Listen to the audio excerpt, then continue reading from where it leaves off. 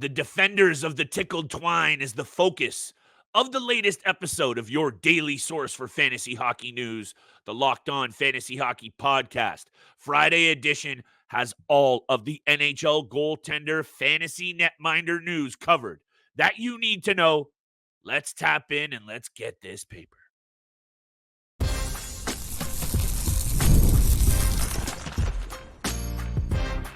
You're Locked On Fantasy Hockey, your daily podcast on fantasy hockey. Part of the Locked On Podcast Network, your team every day. Buckle up and here we go, hockey heads. Your boys back in the booth. The dynamic duo is whole once again, and you're tapped right back into your daily source for fantasy hockey news and betting breakdowns. Shout out to the everydayers holding us down, making us your first listen every single day. Steele and I could not and would not be doing this show without y'all. So seriously, we appreciate it. Thank you for all the feedback, 5-star review, subscribe on YouTube. You know the drill. Today's episode is brought to you by our friends at FanDuel Sportsbook. Place your first $5 wager and you'll get started with $200 in bonus bets guaranteed. Visit FanDuel.com to get started. Mr. Roden, shout out to you for Thursday's episode. Salute for holding us down. Shout out to the most beautiful French bulldog this side of the Mississippi. Shout out to Loki on the recovery game. It's been a tough week for the boys here in the booth, but we're bringing the fantasy heat. And on today's episode, Steele, there is so much news in the NHL already. For some reason, almost every team dealing with some sort of angle in the blue paint. So, very quickly off the top, UC Saros day-to-day. Scott Wedgwood looking like he's going to take that opening start. We also have Ilya Sorokin going back up to Varlamov in game one. We're going to talk about Shesterkin, Georgiev, Joseph Woll, Stolarz. It is a goaltender special. Over to you very quickly. We'll keep this short. What are your thoughts here about Patty Waugh going back to his boy Varlamov when apparently Sorokin is fully healthy? I don't know how you feel about this, but I'm hot under the collar. Look, it's one way to start off and kick off the NHL season for the New York Islanders. I mean, maybe there's a lack of confidence because of him coming back from back surgery. I mean, I don't know what Patrick was doing because this obviously hurts my fantasy hockey team and yours as well. Me too. We both got Ilya Sorokin in a couple different leagues this upcoming season. So I really hoped it was Sorokin going into this one, but you know, it's definitely a confidence boost for Varlamov getting the go against this Utah Hockey Club in their season opener, home opener as well. I would have liked to seen Ilya Sorokin in the cage there, but I mean, I'm not the head coach. I'm not a head coach in the NHL. So, you know, Patrick Waugh, you know, I have full faith and I have full confidence in him being able to do his job and do it correctly. Do I want to see Sorokin in there? A guy who's getting paid $8 million? Of course I do. But I mean, I understand, you know, he's going to make the coaching decisions. He's going to give the go ahead to one of these guys. And I mean, hopefully Ilya Sorokin just comes in next game and proves him wrong about, look, I'm the number one guy. I deserve to be in the cage. You got to give me the go ahead instead of this guy. But I mean, this is one of my favorite tandems in the NHL, both Sorokin and Varlamov. So I like them both, but I like Sorokin being in there next time. The perils of being a fantasy hockey GM, Steele, already rearing its ugly head, their ugly head, whatever you're saying. This is now something you have to maneuver. Maybe it's just short term, but you got to keep your eyes peeled and your finger on the pulse, which is what we're doing in today's episode, because this Joseph Woll situation, let's get to it, Steele. You see the crest on my hoodie. You see the colors behind me. You guys know that's our squad, and we try and keep it legit on here. Do I want to come on here and say every single day that I think Joseph Woll is going to win the Vezina? Of course I'd like to, but I'm not going to do that, and that's not disrespect to Biznassi or anyone else. This is already a situation, Steele. I have Joseph Woll in my Keeper Dynasty League. I got Sorokin on the bench. I got Joseph Woll in the press box, and the fact remains is this. He should be the number one goaltender for this team. And I think for them to succeed at the level we would like them to succeed, and I mean well past the first round, especially for your bold prediction. By the way, if you missed the bold prediction episode, tap into the channel for that one. My boy, Mr. Roden here, has some very bold predictions for the Leafs. However, Steele, Anthony Stolarz looked good. And I want to turn it over to you for your thoughts on this situation altogether. The Leafs hit a couple of posts in that opener, a bar from Matthews. Could have gone either way. Shout out to Sam Montembault, but I think Stolarz looked good. But hit me with your take on this, because if Stolarz starts keep playing like that, I don't think it really matters what Woll does. It will be Anthony Stolarz taking that crease. Well, that's what I wanted to say. I was already getting hate for one of my bold predictions about the Leafs winning the Stanley Cup. Hello, it's called bold predictions for a reason, and this team looks very, very good. And going back to Joseph Woll and Anthony Stolarz, look, this is what I was worried about with Joseph Woll. Is he going to stay healthy? He can't even get into the first game of the NHL season without being injured and placed on the IR. Lower body injury. Are you kidding me here, Woll? I understand this guy has dealt with injuries in the past. It's just something that comes back and forth, comes back into his game. I love Anthony Stolarz. We were talking about him being a great backup goaltender for the Florida Panthers on their run to the Stanley Cup championship last year. I like him coming in this year. He looked fantastic.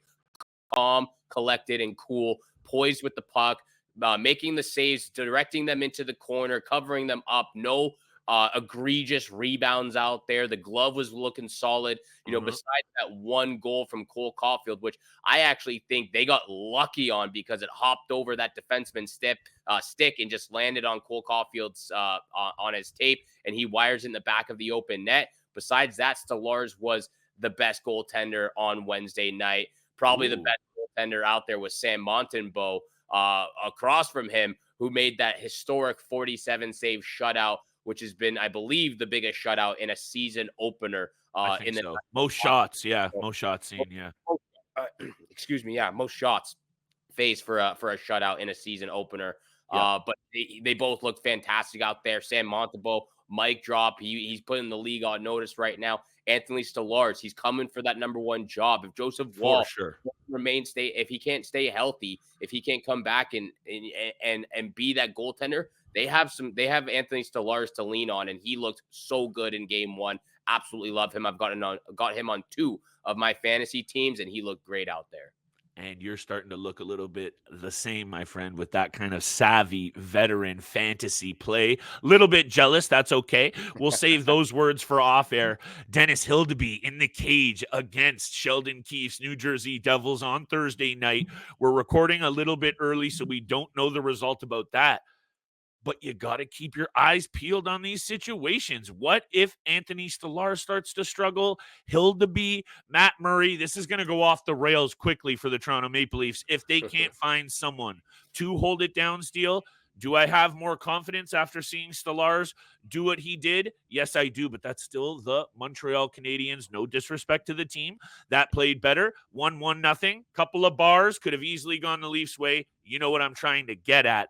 I'm not going to invest all too much into one game, but when it comes to goaltenders in fantasy, Steele, you know we have to pay attention. Speaking of which, right after the break, Shesterkin turns down 8 years, $88 million. I got a take here for you, Steele, and I've got a couple of quotes that I don't know if you've heard what Shesterkin said and the reasoning behind this. Georgiev looking shaky. Is it Eustace Anunin time? We'll get there right after the break, but first, today's episode is brought to you by our friends at Indeed. Driven by the search for better. When it comes to hiring, the best way to search for a candidate isn't to search at all. Don't search, match with Indeed. You need to hire, you need Indeed. Right now, listeners of our show get a $75 sponsored job credit to get your jobs more visibility at Indeed.com/lockedon. Just go to Indeed.com/lockedon right now and support our show by saying you heard about Indeed on the Locked On Fantasy Hockey Podcast. That's Indeed.com/lockedon. Terms and conditions apply. Need to hire? You need Indeed. And thank you so much for making the Locked On Fantasy Hockey Pod your first listen every single day. Continue to hit the subscribe button, the follow button, leave a 5-star review, Flip, and I appreciate all that love and support you show us Monday through Friday, 7 o'clock in the morning. Again, thank you so much. We couldn't be doing this without you. We appreciate all the love and support you've shown us throughout the offseason, throughout this time for fantasy hockey drafts and the NHL regular season getting underway. And it was a tough night for goaltenders across the league. We don't even have Stuart Skinner on the board over here. True. We maybe should talk about Stuart Skinner And that debacle of a game for the Edmonton Oilers, getting shut out 6-0 to the Winnipeg Jets. However, Shesterkin didn't struggle. And I take back what I said, because Shesterkin was the second best goalie, not Anthony Stolarz. Anthony Stolarz was the third best goalie. Shesterkin, though, looking up there in the GM box, the president's box up there. Oh, did he do that? I missed that. No. Okay. I hope he did. I hope he did. Shesterkin rejects the $88 million offer from the New York Rangers front office. He rejects every single shot in game 1 against the Pittsburgh Penguins. Boom. And again, that's why I was saying he should have looked up there and been like, pay me my money. Pay me my money. Got it. Look, $88 million is a lot of dollars. Is a lot of money. It's a lot of moolah out there. But he's looking for that Connor McDavid, Leon Draisaitl type of payday right now. And I'm going to throw it over to you, because you got some quotes over there. You got some analysis and some insight about what's going on here. What's going on, Flip? Give me the rundown.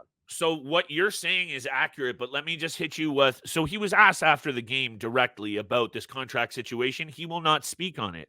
However, Elliot Friedman, 32 Thoughts, you probably heard of him. He wants to be New York's highest paid player, plain and simple. His representation is saying Artemi Panarin is making 11.64 on a cap hit. He wants more than that. And the angle here that apparently Shesterkin is going through his representation is he's their best player. And I think that's a conversation you and I could have, because after the sensational season Artemi Panarin had, and I think you and I have been very clear on what we think about that guy, this makes him the highest paid goaltender by a long shot if they end up paying him more than Panarin's money. Carey Price, 10.5 AAV, the highest paid goaltender in NHL history. Shesterkin would then become just that. So the quote was, New York's highest paid player is Artemi Panarin. His cap hit is 11.64. I believe Shesterkin's representation have a very simple argument. Shesterkin is the best player, and he wants to be compensated as such, end quote. So I could see it, Steele, and I think if he keeps putting up those kinds of performances, and I know he wasn't exactly peppered, he should be the highest paid goaltender in the league, in my opinion. And I would argue, why not pay him slightly more than Artemi Panarin? In today's NHL, I could agree that he is their best and most important player, but I'll let you finish the thought on that one. I mean, after the season Artemi Panarin had, it is kind of difficult to say it, but I'm going to agree that Igor Shesterkin is their most valuable player and is their best player. Thank you. He's going to be the most paid. I mean, currently, actively, Sergei Bobrovsky, I believe, is the highest paid goaltender at $10 million AAV. We just saw Connor Hellebuck sign that major deal with Winnipeg. I believe it was $8 million or 8.5.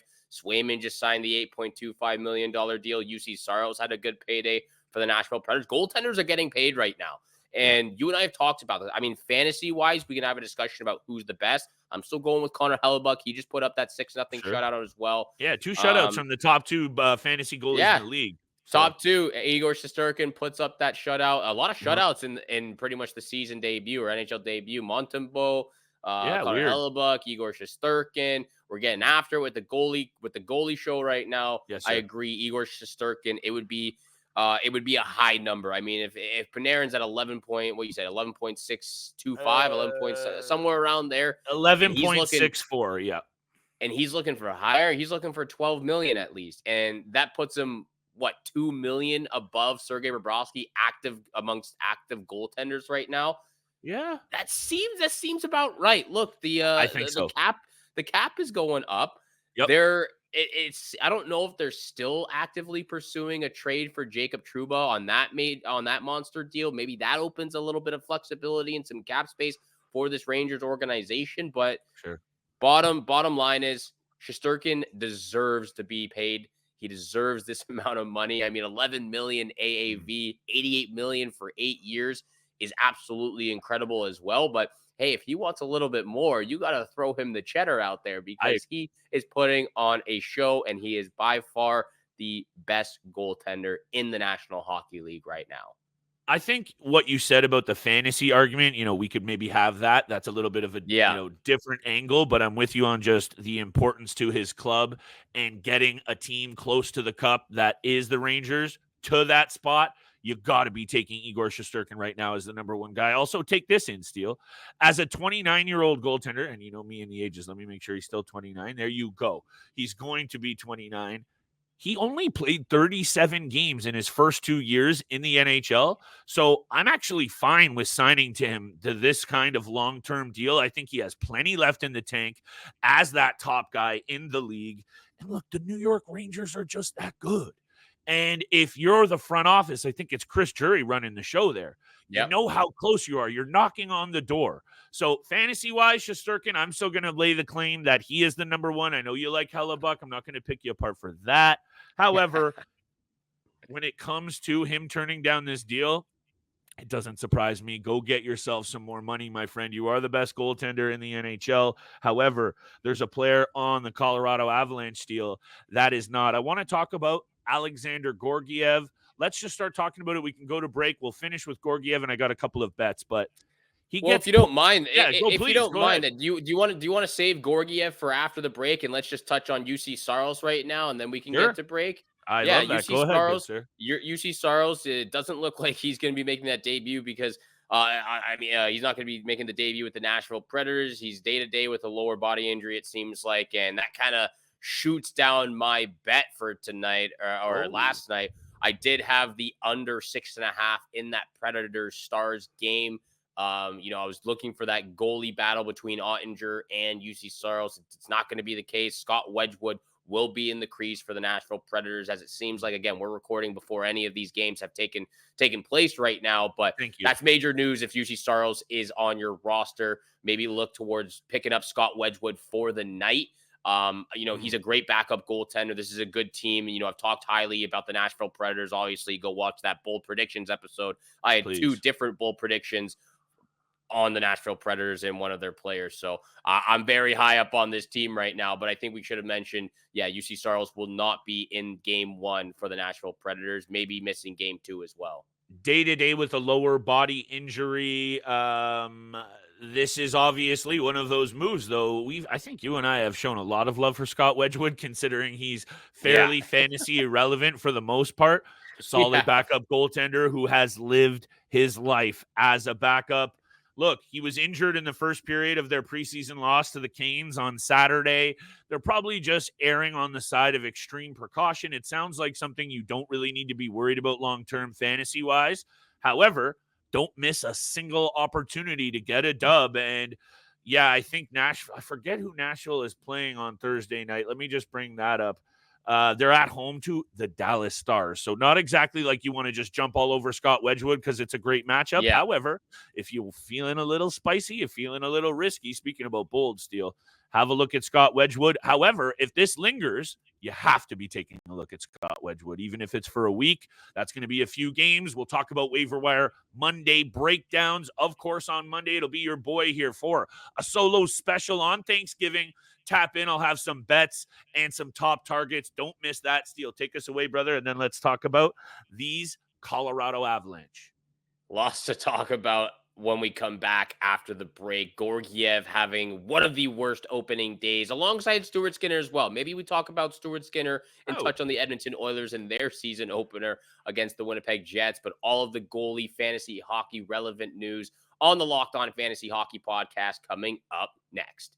This episode is also brought to you by FanDuel. Hey, NFL fans, you can start the season with a big return on FanDuel, America's #1 sportsbook. So when you get a hunch in the middle of the game, you can check out latest stats, view live, play-by-play, and so much more on the same page where you place your bet. You'll get started with $200 in bonus bets guaranteed when you place your first $5 bet. That's FanDuel.com, America's #1 sportsbook.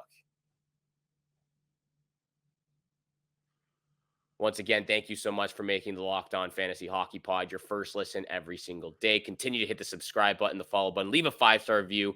Flip and I appreciate all that love and support you show us. Monday through Friday, 7 o'clock in the morning is when you can find our episodes. And Alexander Georgiev, again, we said it, a lot of goaltenders having some rough starts to the NHL regular season so far. Georgiev, not looking great. I mean, we talked about this. We kind of expected this, but maybe not for game 1 against the Vegas Golden Knights. 750 goals against average a .688 save percentage, 5 goals against on and 16 shots. 16 shots Yeah. against. I mean, that is not what you want from your potential. I mean, your number one goaltender, but I mean, like you said, do they already go to Eustace and Union? Is that what we're already talking about after game one? I mean, this is just, I mean, Yeah. chaos has ensued in Colorado, it seems like. One game in, obviously, let's not get overly hyped up. However, same theme holds true here, just like the previous few segments. As a fantasy hockey GM, goaltending is going to make or break you in a lot of situations. And if you're not tapping into, number one, this podcast, but number two, everything that's happening, especially on good teams. Like, I'm not trying to take away from a goaltending controversy on the Columbus Blue Jackets, but it just doesn't hold the same water as a team as good as the Colorado Avalanche and a goaltender that we know has been the one concern that we've had for this squad over the past couple of years. And, Eustace and Noonan, and I don't even know how you pronounce his last name. That was nice. I know it's Eustace. Let's just call him Eustace. He was solid in his performance last season. And I understand that Alexander Georgiev comes in here as the de facto number one. He looked like he did in game one of last playoff steal. And I brought this up because I thought I remembered a performance like this, and I knew I did. Take this in. The last time Georgiev really looked like this, in a lot of people's opinions, game one against the Winnipeg Jets, last playoffs. I don't know if you remember this. He got pumped for 7 goals in 23 shots, and they lost that game 7-6. So this isn't just you and I kind of saying stuff for clickbait or getting all overly hyped up. You got to be paying attention to what happens here with Alexander Georgiev, a guy that we've mentioned we have concerns about. Jared Bednar will not hesitate, I don't think, to go to Eustace, especially if this even happens a couple more times over these first few weeks. The team has too much riding on it. They're only a few years removed from the cup. Back to you, my friend. Georgiev, you got to have your eye on this situation big time fantasy-wise. Yeah, last year, Eustace, 14 games played, 12 starts. He was 8-4-1 and had a .928 save percentage with a 2.25 goals against average. So obviously a limited amount of time actually playing and getting those starts, but he put up some good numbers there in under 15 games. And, again, I'm not going to put any blame on him either. I mean, last night he comes in cold. He let in 2 goals on 4 shots. He had a .500 save percentage, but he comes in late in the game. I mean, it's just not the way the Colorado Avalanche wanted to start. But, I mean, it could, if Georgiev puts up another performance like this, it can easily be Eustace's cage moving forward, at least until he starts to show a little bit of signs of weakness as well. Same could be said potentially for Stuart Skinner. Let's get over to the Edmonton Oilers and then wrap up this episode. Stuart Skinner, though, I mean, what was that? 5 goals allowed on 13 shot attempts, a .615 save percentage, and a 9.64 goals against average. That is also not what you want to see from your so-called number one starting goaltender for the Edmonton Oilers. They lay a goose egg as well. 6-0 loss to the Winnipeg Jets. I mean, Connor McDavid's got to be frustrated with that start to the season. They do not want a repeat of what happened last year.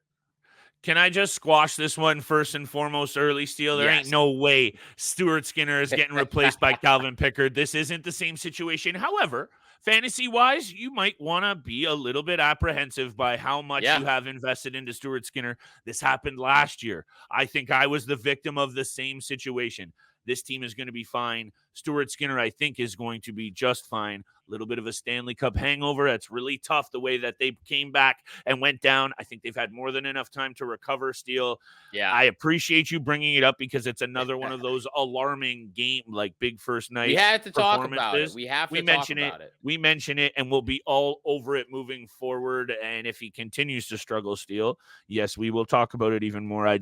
I'm not the same kind of vibe that I have coming off of Georgiev and what I saw from a Noonan last year. By the way, I double-checked it. It is Eustace a Noonan. I'm going to just run with that anyway. I like Eustace better. However, I'm with you on keeping an eye on Stuart Skinner. If you don't mind, though, I've got one fire pick to wrap up this episode, but take it away if you want to mention something about Stuart Skinner. I think he's going to be just fine, though. Yeah, I think he'll be fine. But, we mentioned in the offseason, this guy has, again, he's 24, 25 years old. There's still a lot of inconsistencies with his game. I mean, look at the first half of the 7-game series and compared to the second half of the 7-game series in games 1 through 3. This guy was, a below 880 or 850 save percentage with an over 4.25 goals against average. And then you get to games 4 and 7, and this guy's just lights out. He turns on a switch, and he's one of the best goaltenders in the league. So there's a lot of inconsistencies with his game. I'm looking for him to clean that up this season, and that was not the start I wanted to see, especially since I have him in one of my keeper leagues as well. So get it off. Now I get it. Need him to clean that up a little bit. But let's hear this fire pick, and then we'll wrap this episode up. I just got one pick, and we will return to regular betting breakdowns all week long, all season long. We'll have our gold, silver, bronze, our lock pick, and our 2 favorite picks. Connor Bedard looked sensational in game 1. I believe that was the Utah. I'm just calling him the Utah Yeti right now. Chicago, Utah. I think he had 2 assists. Keep it running. Thank you very much. He had 2 assists. And now I understand that the Winnipeg Jets blew the doors off of, I'm really struggling, but they won 6-0. So here we go. Connor Bedard, anytime goal, baby. Last year against the Winnipeg Jets, 3 goals in 3 games. He is going to scratch the surface for 100 points this year, Steele. He is that good. He is the next face of the NHL. And my little sneaky pick there, Teuvo Teravainen, popped a Gino in the first game. I'm going to have my eyes all over him as well. Connor Bedard, anytime goal. Like I said, had success already against the Winnipeg Jets in 3 games last season. I understand it's Connor Hellebuck. He plays very well against Canadian teams. I know it's only 1 year, small sample size. Thank Uncle Flip later. Connor Bedard, anytime goal. If you want to cop out, free loot pick, add it into the parlay. Connor Bedard, anytime point. But I'm really feeling the anytime goal in this one against the Winnipeg Jets. Yeah, he was shooting the puck a lot in game 1, but he comes up with 2 assists on the night. This is a guy, like you said, he could be getting close to triple digits in his second season in the National Hockey League. That's a fire pick going into Friday night. Thank you so much for making the Locked On Fantasy Hockey Pod your first listen. It's the best podcast on the market out there. Make sure for your second listen, you go check out the Locked On NHL podcast, where the season never ends, providing national expertise with a local perspective. Part of the Locked On Podcast Network, your team every single day. From both Flip and I, we wish you good luck with your bets tonight. We wish you good luck with your fantasy hockey teams, and we shall see you back here again tomorrow for a Saturday special. Peace.